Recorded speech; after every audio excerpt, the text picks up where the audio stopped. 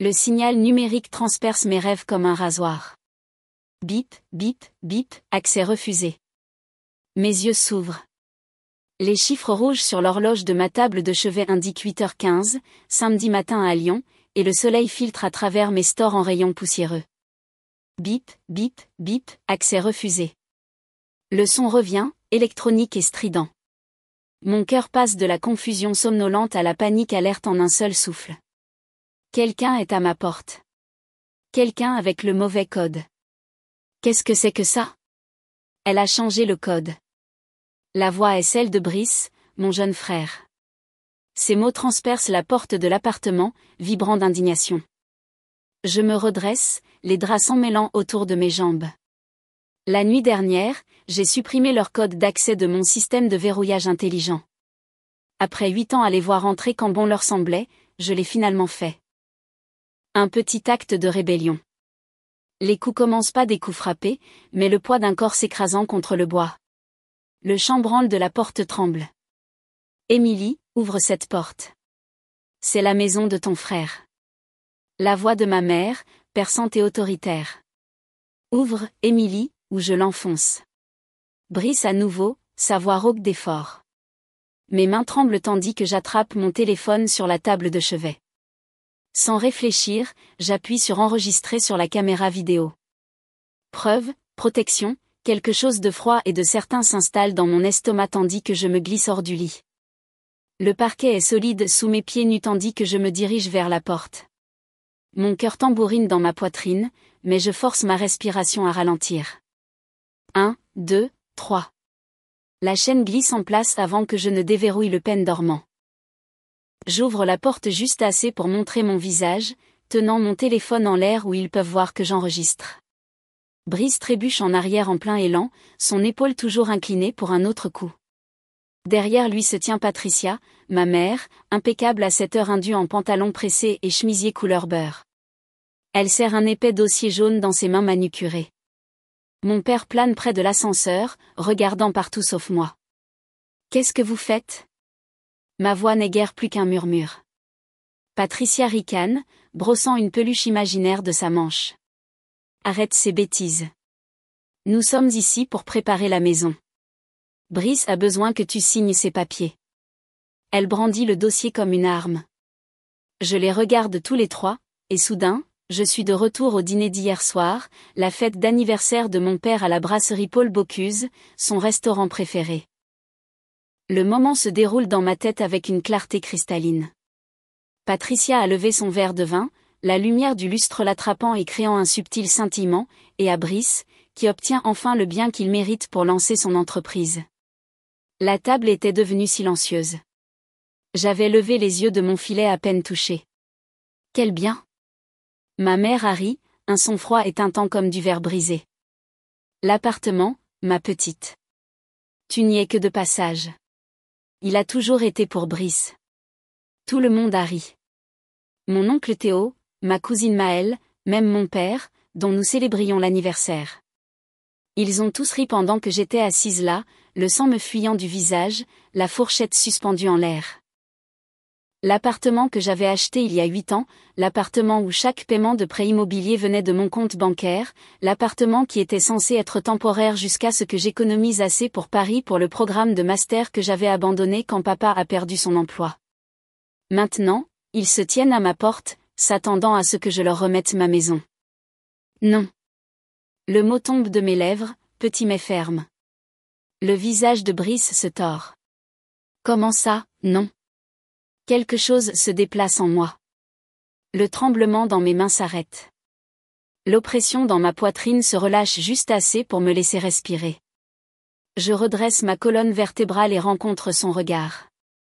Je veux dire, non, vous ne pouvez pas entrer, et ce n'est pas la maison de Brice. Je referme la porte et me retourne. Mon bureau est à 3 mètres, le tiroir du bas légèrement entrouvert après la recherche frénétique d'hier soir. J'attrape la pile de papier que j'avais sortie après le dîner, après avoir réalisé ce qu'il prévoyait. Quand je fais de nouveau face à la porte, je les lève. L'acte de propriété, les relevés de prêt immobilier, 8 ans de paiement de mon compte, tous portant un seul nom, Émilie Dubois. Ceci, dis-je, ma voix tremblante mais claire, est ma maison.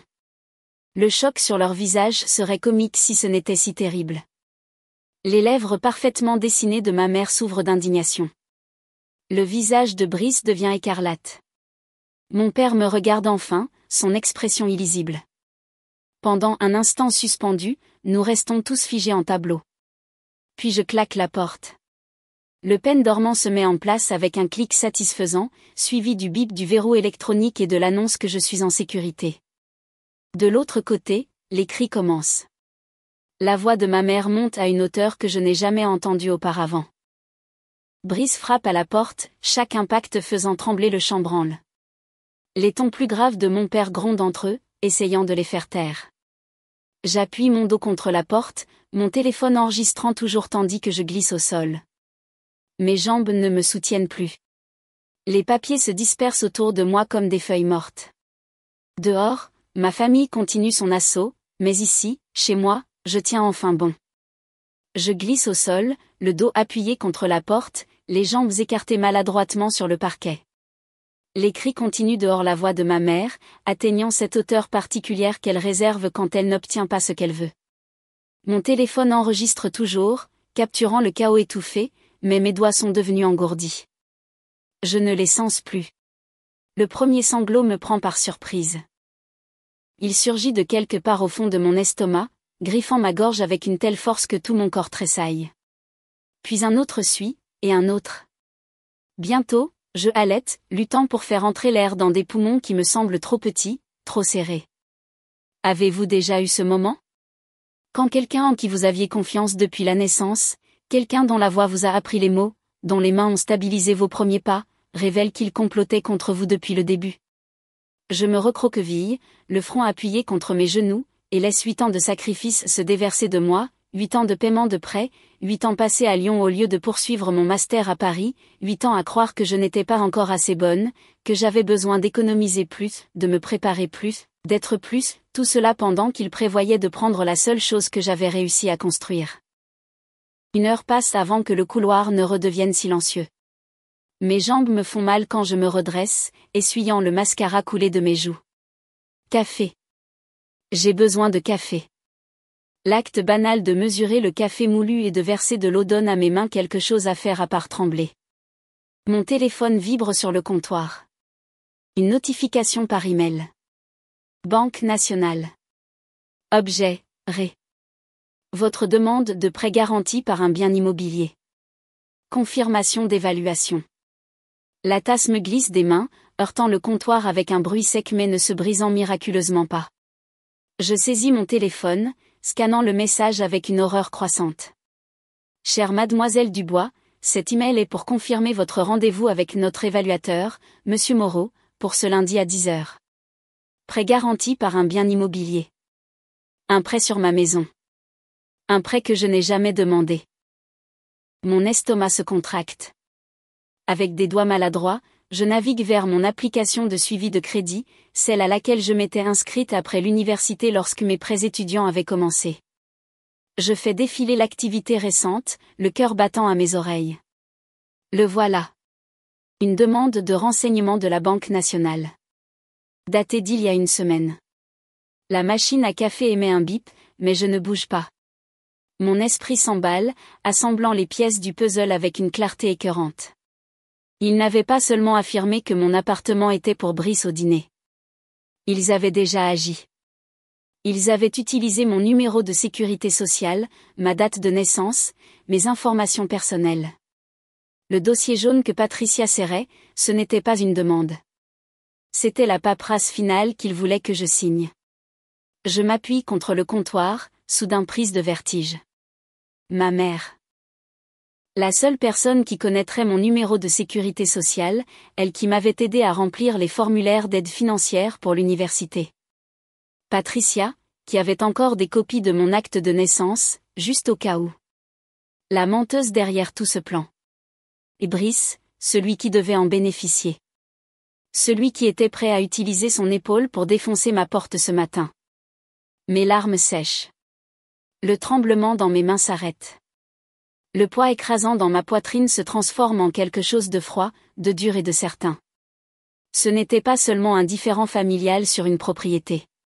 C'était un vol d'identité. C'était une fraude. C'était un crime. Mon téléphone sonne avec un message texte.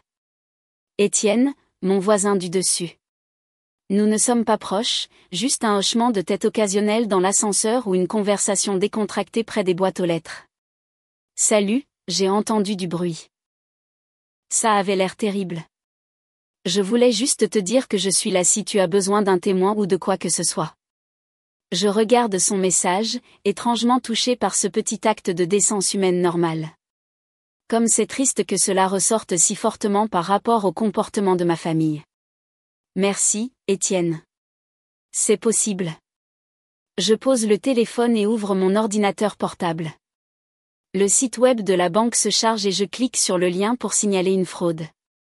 Le numéro du service client apparaît à l'écran et je le compose sur mon téléphone avec des doigts fermes.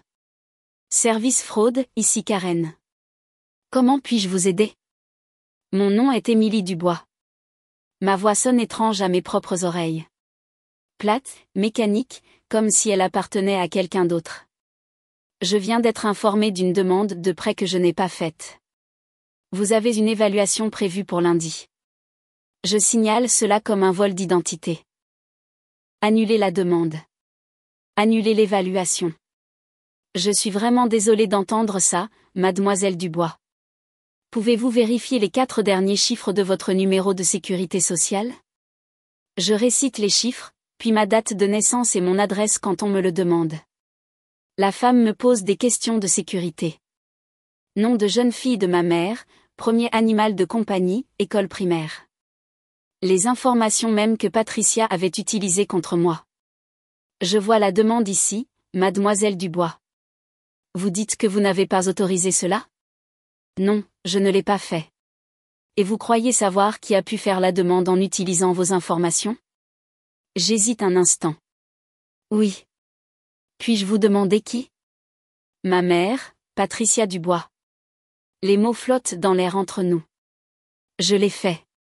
J'ai signalé ma propre mère à une banque fédérale pour vol d'identité. Il n'y a pas de retour en arrière possible. Je comprends, mademoiselle Dubois.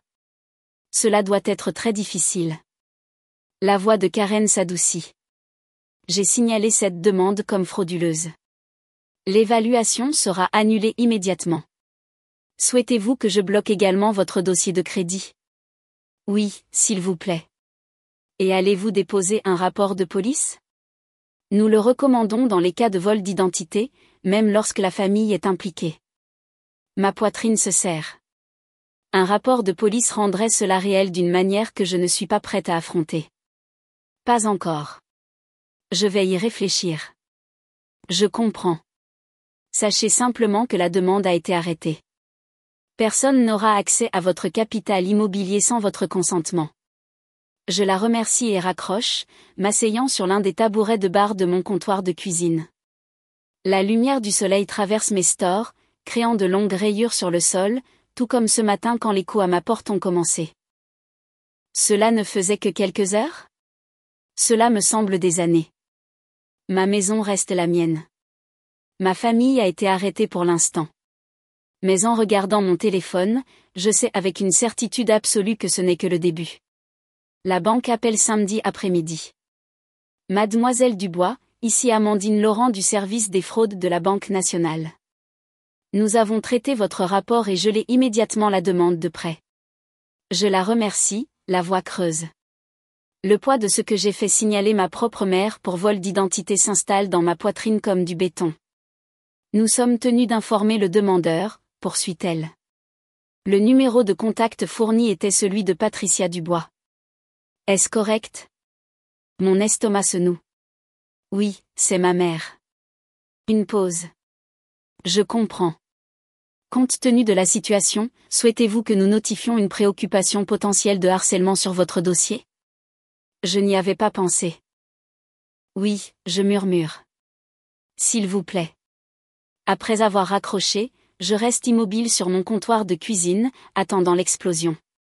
Mon téléphone reste miraculeusement silencieux tout l'après-midi.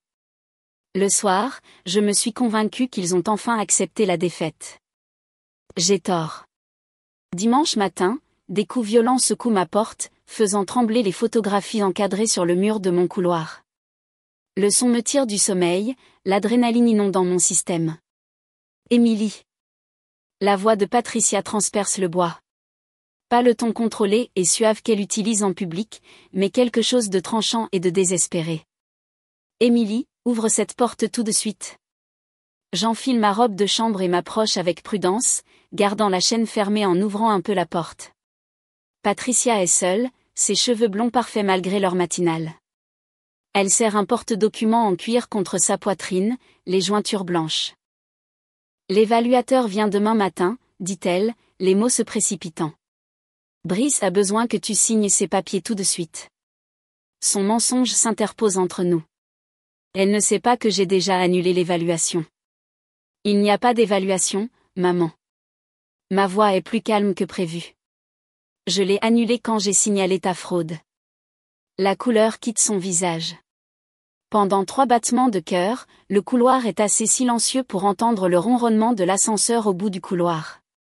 Puis ses traits se tordent. Tu as fait quoi? Le cri s'échappe de sa gorge. As-tu la moindre idée de ce que tu as fait? Tu as tout détruit. Un couple âgé marchant vers l'ascenseur accélère le pas, échangeant des regards gênés.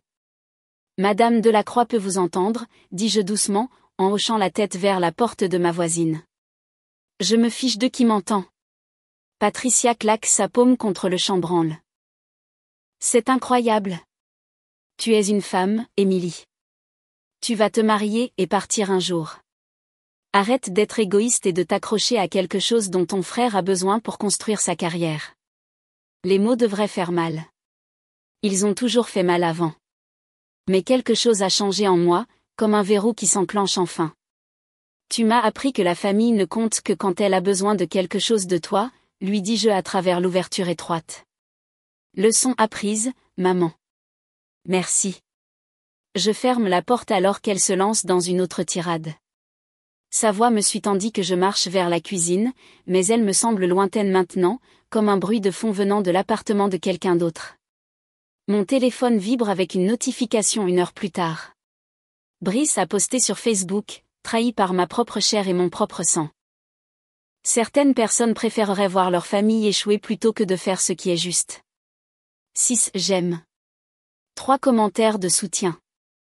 Je prends une capture d'écran, la sauvegardant dans un dossier que j'ai créé et intitulé « Preuve ». Lundi matin arrive avec un nouvel assaut. Mon téléphone sonne avec une alerte d'avis Google Business. Quelqu'un nommé J. Moreau a laissé une étoile à ma société de design d'intérieur. Designer peu fiable.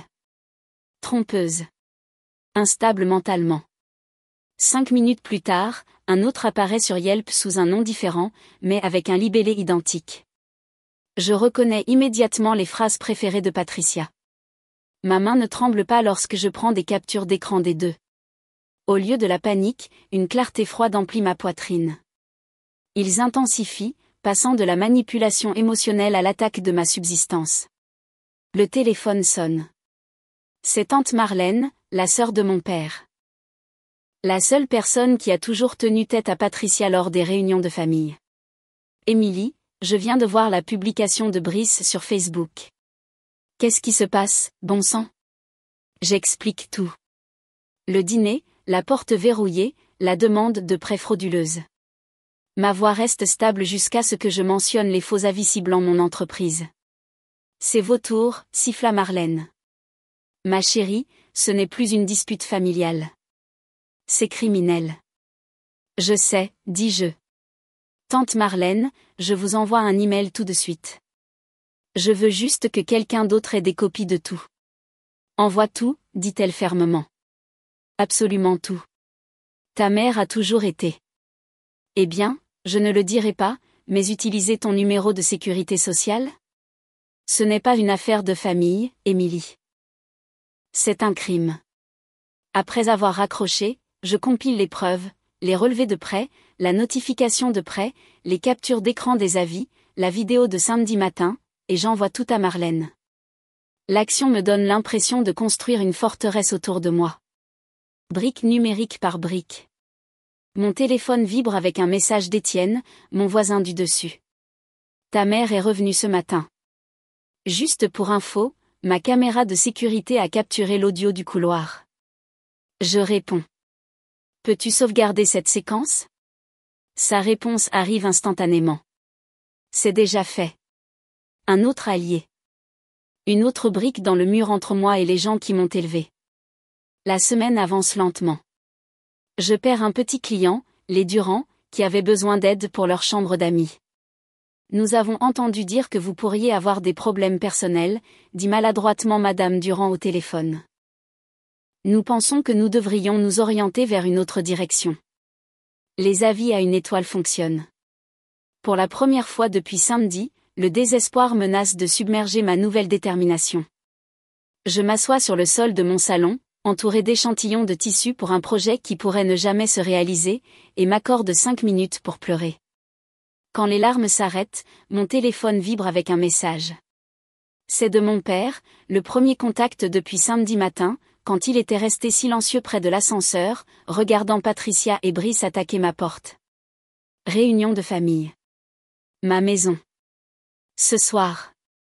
Présence obligatoire. Je regarde le message, notant son choix de mots. Pas notre maison, mais ma maison.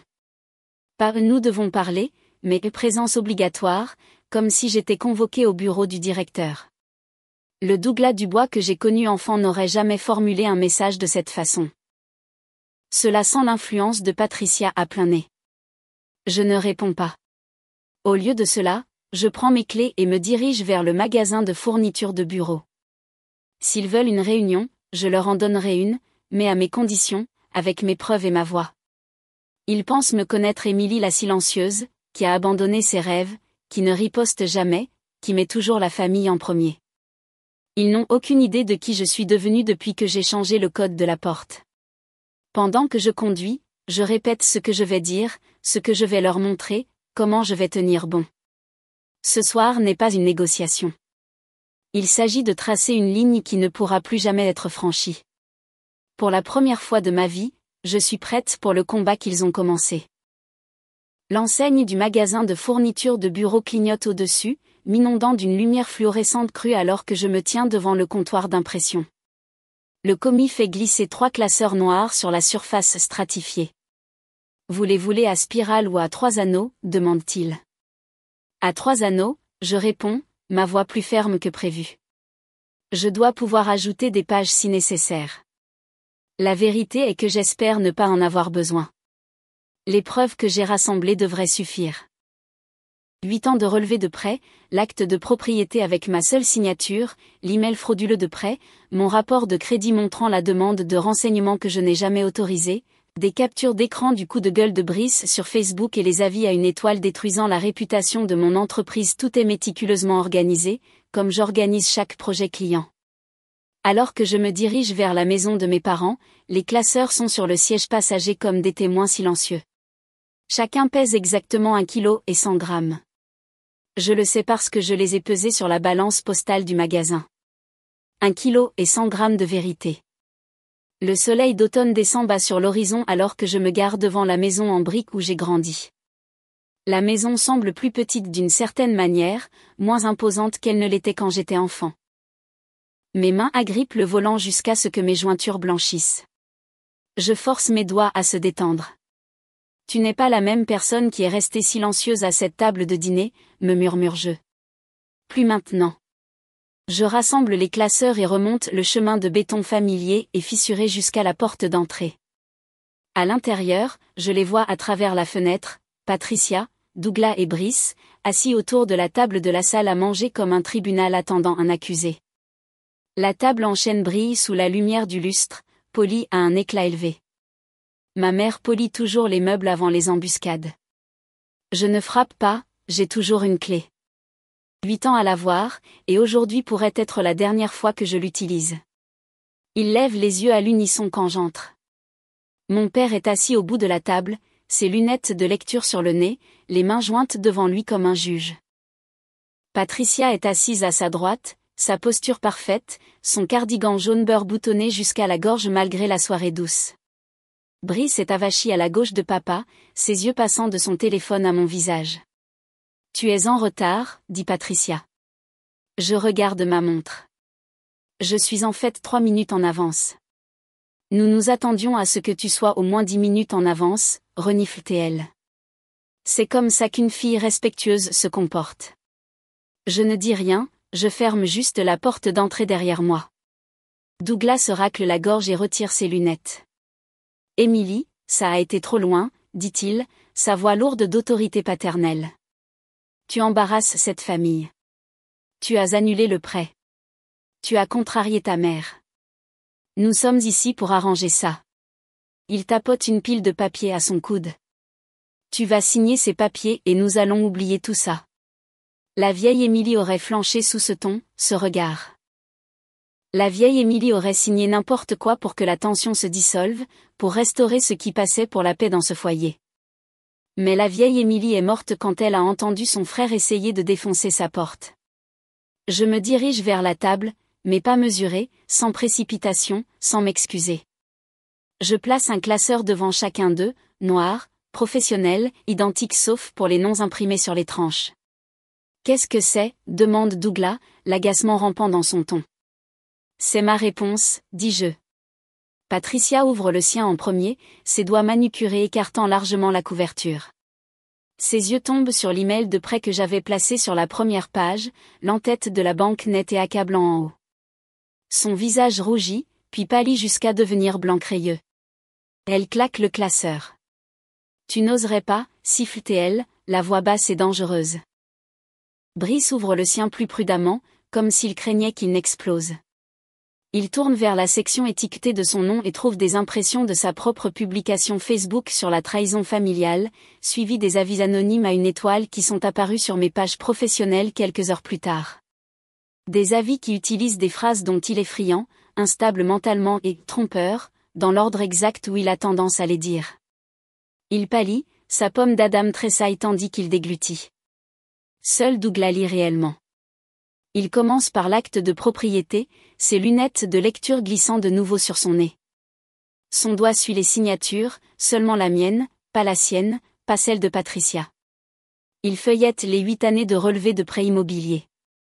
Chacun porte la même ligne de mémo de ma main, paiement de fonds pour l'avenir.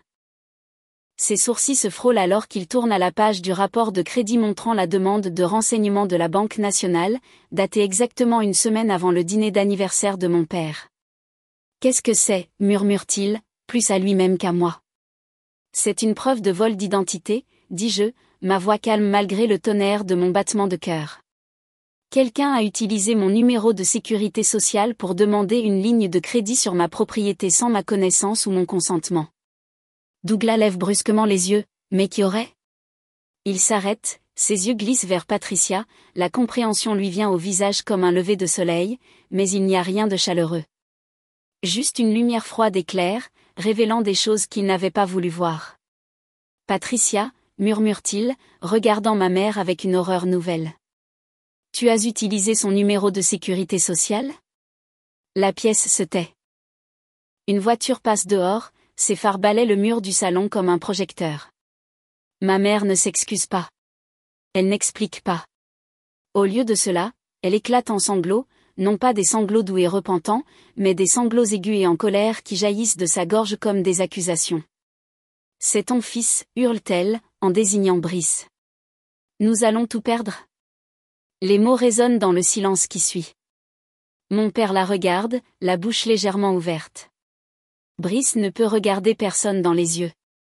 Il se recroqueville davantage sur sa chaise, soudain fasciné par le grain de la table en chêne. Le front uni qu'il présentait à mon arrivée s'est brisé. Je vois les épaules de mon père s'affaisser, le poids de la réalisation écrasant la colère juste qu'il avait préparée. « Ce n'est pas vrai » dis-je, en regardant directement mon père, « vous n'allez rien perdre parce que vous n'avez jamais mis un seul euro. » C'est moi qui ai perdu. J'ai perdu mes 20 000 euros de fonds pour l'avenir à Paris. J'ai perdu ma place dans le programme de master. J'ai perdu 8 ans de ma vie à croire que je n'étais pas assez bonne, tout cela pendant que je payais vos factures. Douglas tressaille. La vérité tombe comme un coup physique. Je ne suis pas ici pour négocier, poursuis-je. Je suis ici pour vous informer. Brice se tortille sur sa chaise, la bouche s'ouvrant pour m'interrompre. Je le réduis au silence d'un regard. Je me tiens plus droite, puisant de la force dans la clarté froide qui a remplacé ma peur. Le prêt est mort. La banque a signalé votre numéro de téléphone. Tante Marlène a une copie de ce classeur. Mon voisin Étienne aussi, qui a une vidéo de vous me harcelant à ma porte. Si un autre avis à une étoile apparaît, si l'un d'entre vous m'envoie un SMS, un email ou s'approche à moins de 30 mètres de ma maison, je déposerai un rapport de police pour vol d'identité et harcèlement. Le visage de Patricia se tord. Sale petite ingrate. Le mascara de ma mère coule en ruisseau noir sur ses joues. Les jointures de mon frère blanchissent alors qu'il serre le bord de la table. Mon père a l'air juste perdu. Un homme se réveillant pour découvrir que le scénario qu'il lisait avait été écrit par quelqu'un d'autre. Patricia regarde Douglas, s'attendant à ce qu'il prenne le contrôle comme il l'a toujours fait, pour me remettre au pas. Mais mon père fixe le classeur, les preuves de ce qu'ils ont fait. Nous avons terminé, dis-je. Je n'attends pas de réponse. Je me retourne et marche vers la porte, le dos droit, mais pas serein. Derrière moi, j'entends la voix de ma mère, aiguë et désespérée. Douglas, dis-lui qu'elle doit. Et mon père ne dit rien. La porte se referme derrière moi avec un léger clic, beaucoup plus doux que le claquement que j'avais imaginé dans toutes mes répétitions. Dehors, l'air du soir sent l'herbe coupée et la pluie lointaine. Je l'inspire profondément, remplissant mes poumons, et pour la première fois en 8 ans, l'oppression dans ma poitrine commence à s'apaiser. Je laisse les classeurs la preuve de leur trahison sur la table et m'éloigne des ruines fumantes de leur plan. Je ne regarde pas en arrière. 3 mois plus tard, je suis assise immobile à mon bureau. La seule chose qui bouge est le curseur clignotant sur l'écran. Ma page Google Business, celle que j'ai passé 8 ans à construire, affiche maintenant un chiffre flagrant et écœurant, 1,5 étoiles. Une chute parfaite, de 4,9 étoiles et 80 avis positifs à cela. Je fais défiler, peu fiable, peu professionnel, mentalement instable, annulé à la dernière minute. Chaque commentaire, qu'il soit anonyme ou sous un faux nom, fait écho au ton de ma mère et à la méchanceté de Brice. Ils étaient soigneusement élaborés, pas comme des plaintes d'amateurs, mais comme une campagne de dénigrement délibéré. Je les ai combattus. Mon Dieu, comme je me suis battue!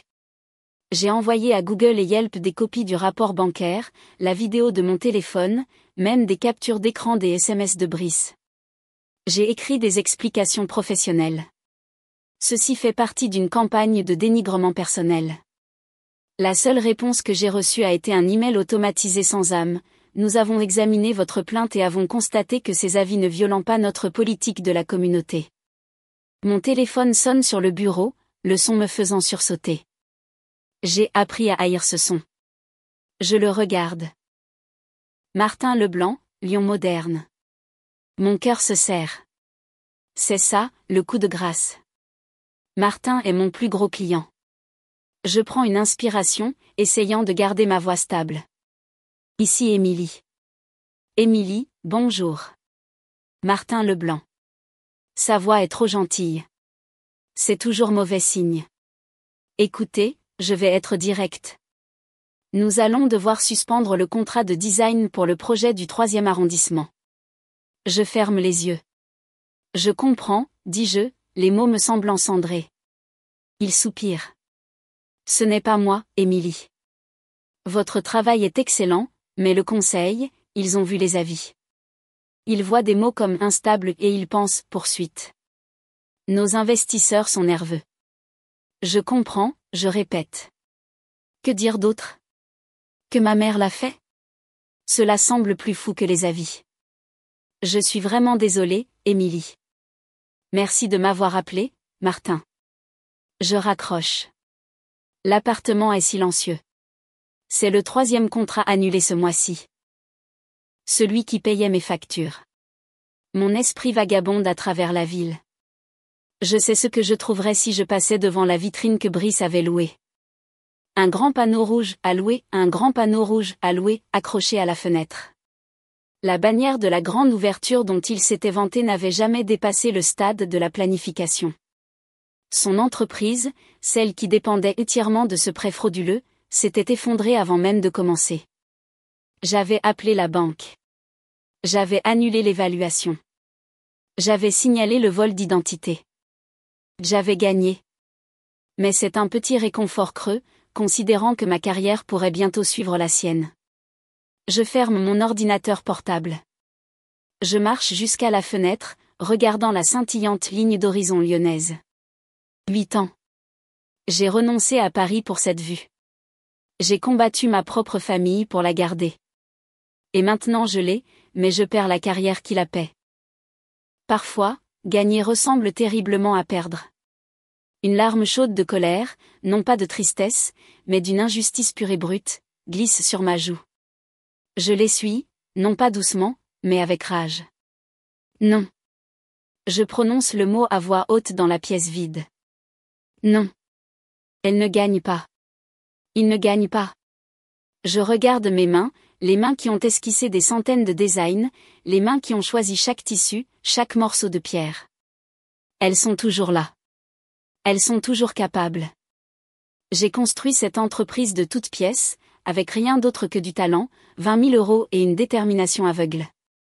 J'ai perdu ma réputation, mais le talent est toujours là.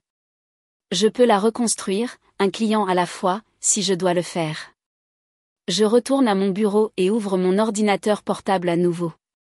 J'ignore la page Google Business. J'ouvre mon logiciel de conception. J'ouvre le fichier de projet sur lequel je travaillais sans relâche depuis des semaines, ma candidature pour le programme des jeunes entrepreneurs de la ville. Les critiques pouvaient me blesser, mais elles ne pouvaient pas arrêter mon travail. Au moins cette fois, je me tiens sur un terrain qui est vraiment le mien. 5 mois après avoir fermement revendiqué cette maison comme la mienne, le soleil traverse des fenêtres fraîchement lavées, peignant des rectangles dorés sur le sol de mon salon. L'espace respire différemment maintenant. Des herbes en pot bordent le rebord de la fenêtre de la cuisine basilic, menthe et romarin libérant leur parfum quand mes doigts les effleurent. Le sansevieria à côté de ma table à dessin a produit 3 nouvelles pousses depuis janvier. Des choses vertes qui poussent, de petites promesses tenues. Mon téléphone sonne. Un email du programme des jeunes entrepreneurs de la ville de Lyon, celui pour lequel j'ai postulé en février quand mon entreprise n'était encore qu'une version squelettique d'elle-même. Félicitations, Mademoiselle Dubois. Nous avons le plaisir de vous informer que votre candidature a été acceptée. Je le lis 2 fois, puis une 3e fois, juste pour m'assurer que les mots ne se réarrangent pas. Mes mains tremblent légèrement en faisant défiler pour trouver un autre paragraphe m'invitant à prendre la parole lors de leur conférence de printemps, un panel pour les petites entreprises du Festival Nuit Sonore. Le chemin du retour n'a pas été rapide ni facile. Après la campagne de dénigrement de 3 mois, j'ai perdu près de la moitié de mes clients. Chaque matin, je me réveillais pour consulter ma page professionnelle, 1,5 étoiles me fixant comme une accusation. Mais j'ai refusé de me coucher et de mourir. Mon entreprise est victime d'une campagne de dénigrement personnel, ai-je dit à chaque client potentiel qui m'a contacté, exposant la vérité comme des carreaux sur un sol. S'il vous plaît, jugez-moi sur mon travail. Certains sont partis. Ceux qui sont restés, ils ont vu mon portfolio et ont décidé qu'ils parlaient plus fort que la vitriole anonyme d'Internet. Je prends mon café et sors sur mon petit balcon. L'air d'avril porte l'odeur du barbecue de quelqu'un et de l'herbe fraîchement coupée. Un cardinal se pose sur la rambarde, me considère d'un regard de côté, puis s'envole vers les chênes qui bordent la propriété. L'ascenseur sonne dans le couloir. Je me retourne et surprends Étienne en train de récupérer son courrier dans le groupe de boîtes près de l'entrée du hall. Il lève les yeux, me remarque et s'arrête. Contrairement à il y a 6 mois, il n'y a plus d'hésitation nerveuse, pas de pitié dans ses yeux. J'ai vu que tu parlais au Festival Nuit Sonore, pour le track des petites entreprises, dit-il, pliant un magazine sous son bras. C'est la grande ligue. Félicitations, Émilie. Pas de tartelette au citron en signe de paix. Pas de tentative maladroite de sauvetage. Juste une simple reconnaissance entre voisins. Merci, dis-je, le pensant. Plus tard cette semaine-là, je me tiens au bord de la scène de la conférence, attendant ma présentation. Mon cœur bat la chamade, mais c'est la peur saine de l'anticipation, pas la panique sale de ces samedis matins où l'écho à ma porte me plongeait dans des spirales d'effroi. La voix du modérateur retentit, accueillons la designer d'intérieur et entrepreneuse lyonnaise, Émilie Dubois. Je monte sous les projecteurs, mon blazer bordeaux une touche de couleur sur l'arrière-plan de la scène. Le microphone me semble solide dans la main alors que je commence à parler. La femme à ce pupitre ressemble peu à la fille silencieuse qui, autrefois, était assise au dîner d'anniversaire, la fourchette suspendue, tandis que tout le monde riait à ses dépens. Quand je termine, les applaudissements m'enveloppent, chaleureux et validants. Je descends de la scène, parcourant mes notes quand je les aperçois, deux silhouettes familières près de la sortie. Mes parents semblent plus petits d'une certaine manière. Les épaules de papa s'affaissent sous son blazer. Les cheveux de maman sont différents, moins sévères. Ils s'approchent avec hésitation, comme des gens qui ont oublié comment naviguer en terrain connu. Tu as bien fait, ma petite, dit Douglas doucement, le surnom de mon enfance tombant maladroitement entre nous. Les yeux de Patricia cherchent les miens, les cherchent vraiment, au lieu de simplement les survoler pour trouver ce qu'elle veut. Pouvons-nous recommencer ? Sa voix manque de son tranchant habituel. Quelque chose change en moi, pas le pardon exactement, mais peut-être la terre où il pourrait éventuellement germer. Peut-être, leur dis-je, ma voix stable, qu'en recommencer ne signifiera pas seulement que vous perdez le contrôle sur moi. Je souris poliment, me tourne et m'éloigne pour rejoindre un groupe de mes pères qui me font signe de la main vers leur table. Derrière moi, mes parents restent seuls. La liberté n'est pas quand ils arrêtent de vous tirer vers le bas, c'est quand vous arrêtez de les laisser faire.